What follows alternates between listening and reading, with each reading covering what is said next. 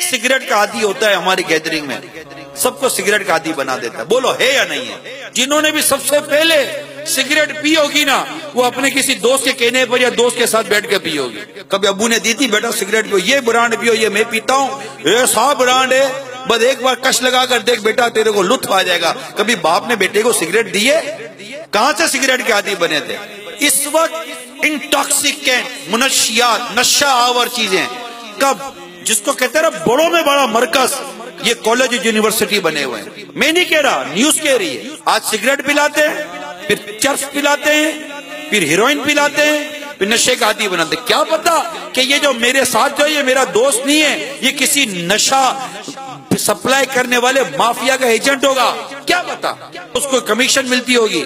تو کھلاتا رہے، ان کو سڑاتا رہے، ان کا منہ بگاڑ دے، ان کی صحت بگاڑ دے، تجھے ہم کمیشن دیتے رہیں گے. کیا پتا جو ہمارے بگڑنے کا جو بنیاد ہے وہ صحبت ہے، گیدرنگ ہے، فرینڈشپ ہے. اخلاق برباد ہوتے ہیں، کردار برباد ہوتا ہے، معاذ اللہ ثم معاذ اللہ ان کی زندگیاں جوانیاں برباد ہو جاتی ہیں گیدرنگ کی وجہ سے.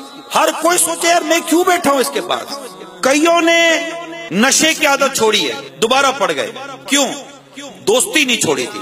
کئی ایسے تھے جنہوں نے جوا چھوڑا ہے، پھر سے جواری ہو گئے. کیوں؟ جواری کی دوستی نہیں چھوڑی. کئی ایسے تھے جنہوں نے شراب چھوڑ دی تھی، پھر شرابی بن جاتے. کیوں؟ شرابیوں کی دوستی نہیں چھوڑی. کئی ایسے تھے جنہوں نے فلمیں ڈرامے چھوڑ دیے تھے، گانے بازے چھوڑ دیے، پھر پڑ جاتے. کیوں؟ انہوں نے ان کی دوستی نہیں چھوڑی. کئی ایسے تھے جو نمازی بن گئے مگر بے نمازی ہو گئے. کیوں؟ انہوں نے بے نمازیوں کی دوستی نہیں چھوڑی.